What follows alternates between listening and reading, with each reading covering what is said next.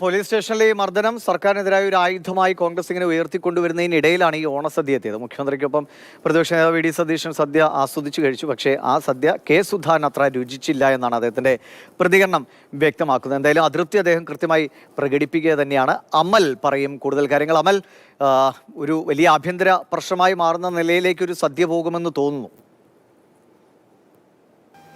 ദിവിഷ്, K സുധാകരനും V D സതീശനും രമേശ് ചെന്നിത്തലയും ഒക്കെ സി പി എമ്മുകാരോട് സ്വീകരിക്കുന്ന സമീപനം സംബന്ധിച്ച് വലിയ അന്തരം കാണാൻ കഴിയും. അതിൽ ഏറ്റവും വൈകാരികമായി പ്രതികരിക്കുന്ന ഒരാളാണ് കെ സുധാകരൻ. കെ സുധാകരനോട് ഒരു ദിവസം അഭിമുഖത്തിൽ ചോദിക്കുന്നുണ്ട്, ഈ സി പി എമ്മുകാരുടെ വീട്ടിൽ കല്യാണങ്ങൾക്കൊന്നും സുധാകരൻ പോകാറില്ലല്ലോ, മറ്റു നേതാക്കളൊക്കെ പോകാറുണ്ടല്ലോ എന്ന്. അപ്പോൾ സുധാകരൻ മറുപടി പറയുന്നത് തന്നെ വിളിക്കാറില്ല, താനോട്ട് പോകാറുമില്ല എന്നുള്ള കാര്യമാണ്.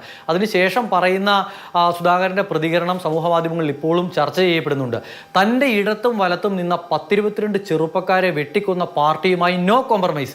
അങ്ങനെയാണ് സുധാകരൻ ഇതിന് മറുപടി പറയുന്നത്. ആ നോ കോംപ്രമൈസ് ഇപ്പോഴും തുടരുകയാണ്. ഇപ്പോഴത്തെ വിവാദം എന്ന് പറയുന്നത് യൂത്ത് കോൺഗ്രസ് പ്രവർത്തകനായ സുജിത്തിന് ക്രൂരമായ മർദ്ദനമേറ്റതിൻ്റെ ദൃശ്യങ്ങൾ മാതൃഭൂമി ന്യൂസ് പുറത്തുവിട്ട അതേ ദിവസം മുഖ്യമന്ത്രി ഒരു ഓണസദ്യ ഒരുക്കുന്നു. ആ പരിപാടിയിൽ പങ്കെടുക്കാനായി പ്രതിപക്ഷ നേതാവ് എത്തുന്നു. രണ്ടുപേരും ഒരുമിച്ചുള്ള ഒരു ചിത്രം പുറത്തു വരുന്നു.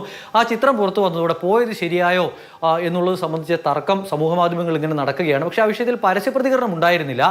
ഏറ്റവും ഒടുവിൽ സുധാകരന്റെ ഭാഗത്തു നിന്ന് പ്രതികരണം ഉണ്ടാവുകയാണ്. സുധാകരൻ പറയുന്നത് താനാണെങ്കിൽ പോകില്ലായിരുന്നു. തൻ്റെ ഒരു സഹപ്രവർത്തകന് ഇത്തരത്തിലൊരു മർദ്ദനമേറ്റ് കിടക്കുന്ന മർദ്ദനമേറ്റ സംഭവത്തിന്റെ ദൃശ്യങ്ങൾ പുറത്തു വരുമ്പോൾ ആഭ്യന്തര വകുപ്പ്, ഈ പ്രശ്നത്തിന് ഉത്തരവാദിയായ ആഭ്യന്തര വകുപ്പിന്റെ ചുമതലയുള്ള മുഖ്യമന്ത്രിക്കൊപ്പം ഇരുന്ന് സദ്യ കഴിക്കാൻ പോകില്ലായിരുന്നു എന്ന് സുധാകരൻ പറഞ്ഞു വെക്കുന്നു.